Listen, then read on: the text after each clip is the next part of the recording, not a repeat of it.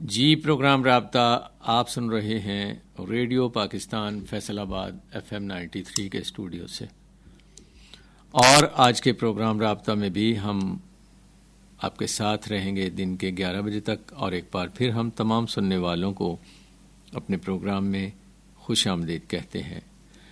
اور جناب، آپ جانتے ہیں کہ ہمارا پروگرام رابطہ اویئرنیس کا پروگرام ہے، کرنٹ افیئرز کے حوالے سے بھی مختلف ایشوز پہ ہم آپ سے بات کرتے ہیں، اور بہت سارے ایسے ایشوز جن پہ بات جتنی بھی کی جائے کم ہے، جس طرح کہ ہم صحت کے حوالے سے بات کرتے ہیں۔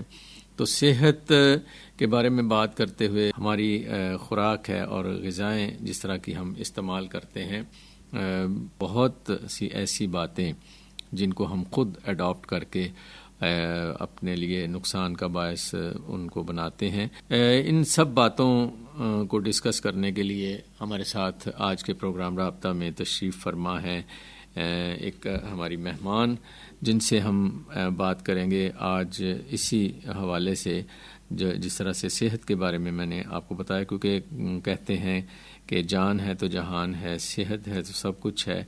یہ ہماری آج کی جو مہمان ہیں ان سے ہم بات کرتے ہوئے آپ کو اس بات کا احساس یقیناً ہوگا۔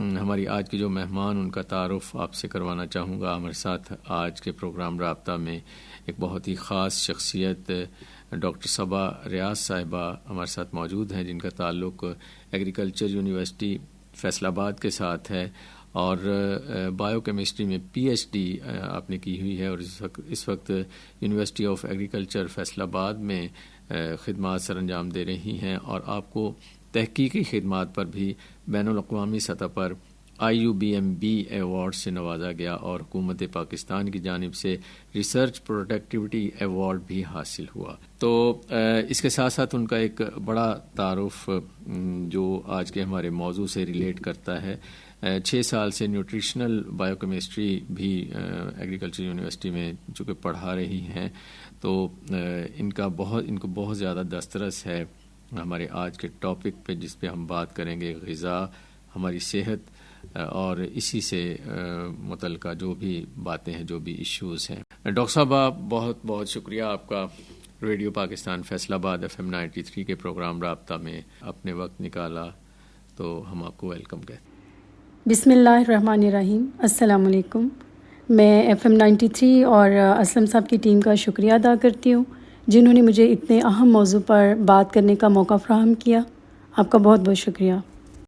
جی ڈاکٹر صاحب، گفتگو کا آغاز کرتے ہیں جس طرح سے ہم نے بات کی صحت کے حوالے سے اور غذا کے حوالے سے، اور اس بارے میں بات کرنے سے پہلے میں چاہوں گا کہ جو آپ کی خدمات ہیں، آپ کی تحقیقی خدمات، جن کے بنا پہ آپ کو بین الاقوامی سطح پر جو ایوارڈ سے نوازا گیا، پہلے تو اس کے حوالے سے ہمیں بتائیے۔ IUBMB جو ہے یہ international union of bio chemistry اور مولیکولر بایولوجی ہے۔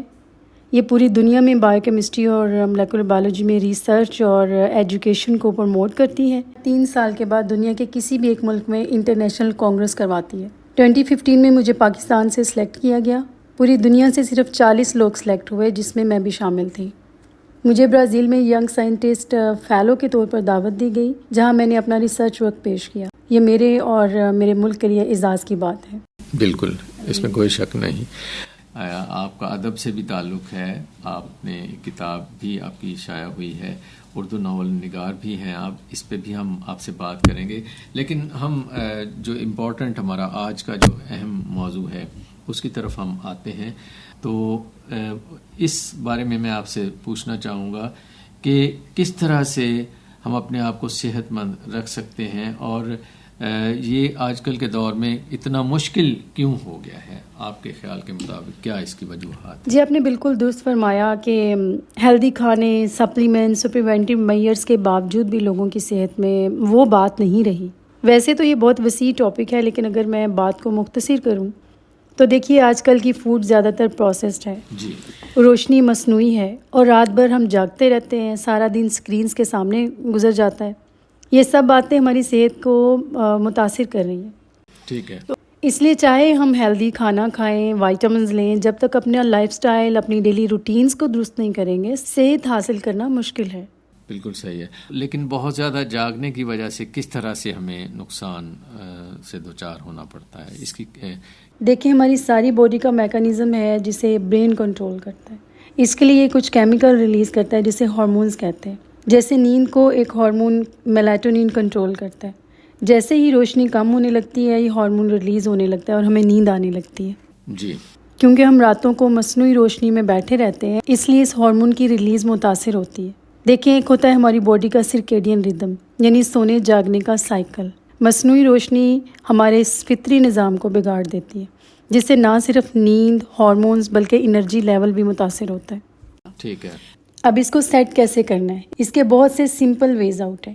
ایک تو یہ کہ ہمیں اپنے سونے جاگنے کا ایک کنسسٹنٹ میکانزم بنانا پڑے گا کہ ڈیلی ایک ہی وقت پر سویا اور جاگا جائے. ٹھیک ہے.